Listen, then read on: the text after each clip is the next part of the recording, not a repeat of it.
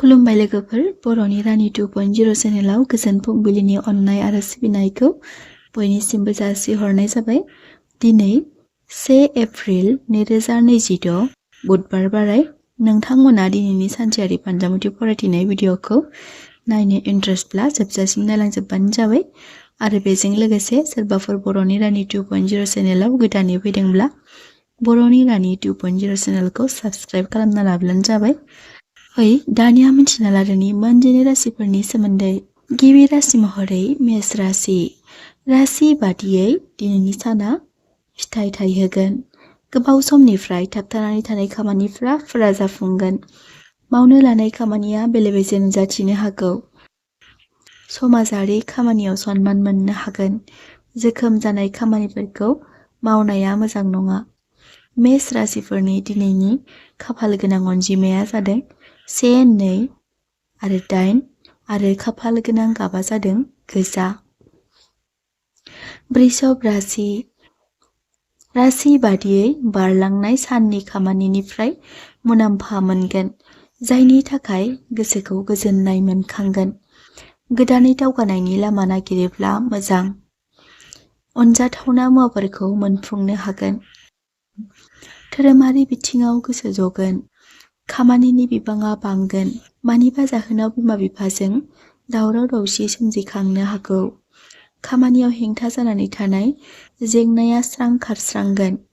वृषभ राशिफोरनि दिनैनि खाफाल गोनां अनजिमाया जादों 1, 6 आरो 5 आरो खाफाल गोनां गाबा जादों गुफुर। मिथुन राशि। राशि बादियै दिनैनि साना मोजां गाज्रि गेजेरावनो बारलांगोन। गोसोबादि खामानि मोननो हायैनि थाखाय गोसोखौ असान्ति मोनखांनो हागौ, जायनि थाखाय गुबुन खामानि फारसेबो गोसोखौ थि रोखोमै लाखिनो हानाय नङा। राजखान्थिजों लोब्बा थानाय सुबुंफोरा गुबुननि हेंथा बाथ्रा बुंनायाव जेबो राव होयिया मोजां। गुबुननो होनो गोनां रांखौ गोरलैयै सुख'नो हागोन। नंखाय बाथ्रा बुंग्रा सुबुंफोरनिफ्राय गोजानाव थानाया मोजां। खरसा फारसे सांग्रां जानाया मोजां। लाइमोनफोरा बिफाजों गोरोबना खामानि मावफानाया गोनांथि। मिथुन राशिफोरनि दिनैनि खाफाल गोनां अनजिमाया जादों 3, 6 आरो 7 आरो खाफाल गोनां गाबा जादों गोथां। कर्कट राशि। राशि बादियै दिनैनि साना नोंथांमोननि थाखाय गोजाम थाबथानाय खामानिफोरखौ आबुं खालामनायाव मदद होगोन। नोंथांमोना दिनैनि सानाव जानला-मेनला खोथा बाथ्राखौ गुबुननि सिगाङाव फोरमायथिना लानाया मोजां नङा। दिनैनि सानाव नोंथांमोना खायसे आंगो लोगोनि सायाव सांग्रांथि थानाया मोजां, नङाब्ला नोंथांमोना फान्नाय जानो हागौ। गोदान लामा हान्थिग्रा मुवा बायनो सानदोंब्ला आबुं महर मोनगोन। गोरोन्थि मावफ्लांनायखौ सिमान लानाया मोजां, नङाब्ला फैबाय थानाय समाव गिदिर जेंना नुजाथिनो हागौ। नोंथाङा गावखौ हारसिं मोनखांनो हागौ। गोब्राब नाजानायजों खामानिया आबुं जागोन। धोरोमारि बिथिङाव गोसो जगोन। कर्कट राशिफोरनि दिनैनि खाफाल गोनां अनजिमाया जादों 1, 8 आरो 9 आरो खाफाल गोनां गाबा जादों गुफुर। सिंह राशि। राशि बायदियै दिनैनि सानाव बर'रा हेफाजाब होगोन। खामानिफोरा गोरलैयै मावफुंजागोन।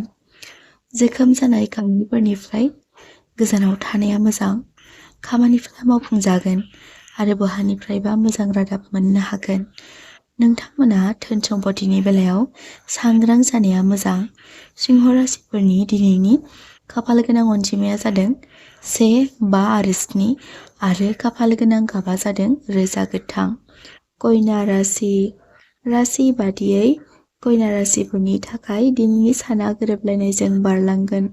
नखराव मोजां खामानि मावफुंजानो हागौ, जायजों गोसोखौ रंजानाय मोनखांगोन।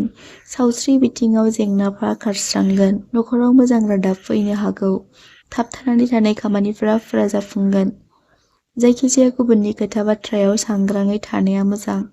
नखरनि सुबुंफोरा नोंथांनि बोसोनखौ गनायना सोलिगोन। फरायसाफोरा गोब्राब आयदानि सायाव फोरोंगुरुनि हेफाजाब बिनाया गोनांथि। बहाबा दावबायनो थांनो हागौ। कन्या राशिफोरनि दिनैनि खाफाल गोनां अनजिमाया जादों 5, 2 आरो 7 आरो खाफाल गोनां गाबा जादों गोथां। तुला राशि। राशि बादियै दिनै नोंथांमोना गोब्राबथि खामानिखौ मावफुंनाया मोजां। गोसोआव साननाय खामानिखौ आबुं महर होनो हागोन। बिबाना बांनो हागौ। लोगोआरिफोरजों माबा मोनसे खामानिखौ जयै मावफाजाबैया मोजां नङाब्ला थगायजानोबो गोनां जानो हागौ। गोजाम गोरोन्थिफोरनि थाखाय गोसोखौ सान्थि मोनखांगोन। लांलाय लाबोलाय फारसे सांग्रां जानाया मोजां। मोजां खामानि मावनायाव बाहेरा बैसोगोराफोरजों एना एनि सोमजिखांगोन। तुला राशिफोरनि दिनैनि खाफाल गोनां अनजिमाया जादों 2, 5, 6 आरो खाफाल गोनां गाबा जादों नीला।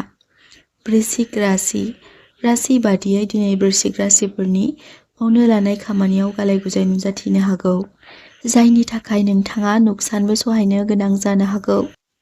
नोंथांमोननि दिनैनि खाफाल गोनां अनजिमाया जादों 4 आरो खाफाल गोनां गाबा जादों नीला। धनु राशि बादियै दिनैनि सानाव नोंथांमोना आयेनजों सोमोन्दो थानाय खामानिफोराव सांग्रां थानाया मोजां, नङाब्ला नोंथांमोना गिदिर जेंनायाव गोग्लैनो हागौ। फालांगियारि खामानिनि थाखाय गोजानाव दावबायहैनो हागौ। गुबुननि गारिफोरखौ सालायलाबायैया मोजां, नङाब्ला जेंना जानो हागौ। नखरनि बैसोगोरा सुबुंनिफ्राय असान्थि खोथा खोनानो मोननो हागौ। सोसननानै दोननाय फैसानिफ्राय मुलाम्फा मोननो हागोन। धोन बारायहोनो हागोन। समाजारि बिथिङाव सनमान बारायगोन। धनु राशिफोरनि दिनैनि खाफाल गोनां अनजिमाया जादों 4, 8 आरो 3 आरो खाफाल गोनां गाबा जादों गोमो। मकर राशि बादियै दिनैनि सानाव मान मोननो हागोन। गोसोआ इसोरनि फारसे थागोन, जायजों गोसोखौ गोजोननाय मोनखांगोन। आयेनारि बिथिङाव देरहासारनाय मोनगोन। दावराव दावसिनिफ्राय गावखौ गोजानाव दोननाया मोजां। फिसाफोरनिफ्राय मोजां खौरां मोननो हागोन। फैबाय थानाय समाव मोजां लाब खालामनो हागोन। जोखोमनिफ्राय सांग्रां जानाया मोजां। आय बिथिङाव एखे रोखोमैनो थागोन। खामानियाव गोसो होनाया गोनांथि। मकर राशिफोरनि दिनैनि खाफाल गोनां अनजिमाया जादों 7, 9 आरो 5 आरो खाफाल गोनां गाबा जादों गुफुर आरो सिलभार। कुम्भ राशि बादियै लांलाय लाबोलाय खामानियाव हेंथा जोबस्रांगोन। समाजाव मान मोननो हागोन। गोब्राबथि जेंनाया जोबस्रांगोन। सावस्रिया गोग्गो थागोन। फालांगियारि बिथिङाव गोसो होयोब्ला जौगासारगोन। जब फारसे सांग्रांथि थानाया मोजां। लामा हान्थिनायाव सांग्रां जा। फरायसाफोरा सोलोंथाइ बिथिङाव गोसो होनाया गोनांथि। गुबुननि दावराव दावसियाव आगान होनाया मोजां नङा, नङाब्ला जेंना नुजाथिगोन। बे बिथिङाव सांग्रां जा। कुम्भ राशिफोरनि दिनैनि खाफाल गोनां अनजिमाया जादों 6, 7 आरो 4 आरो खाफाल गोनां गाबा जादों अख्रां गाब। मीन राशि बादियै दिनैनि साना लाब गोनां जानानै फैगोन। खामानि फारसे जाफुंसारनाय मोननो हागोन। गोदान खामानि जागायजेननो खाबु मोनगोन। नखराव हाबानि खौरां मोननो हागौ। बैसो जानाय सुबुंनि खायसे बाथ्रा खोथायाव खोमा होयिया मोजां। नखराव माबाफोर दावराव दावसि नुजाथिदोंब्ला बेखौ गुबुननि सिगाङाव फोरमायथिनाया मोजां नङा। आंगोफोरनि मदद मोनगोन। सावस्रि बिथिङाव लोरबां नुजाथिनो हागौ। जानाय लोंनाय फारसे सांग्रां जा। लोगोफोरनिफ्राय खम मदद मोननो हागोन।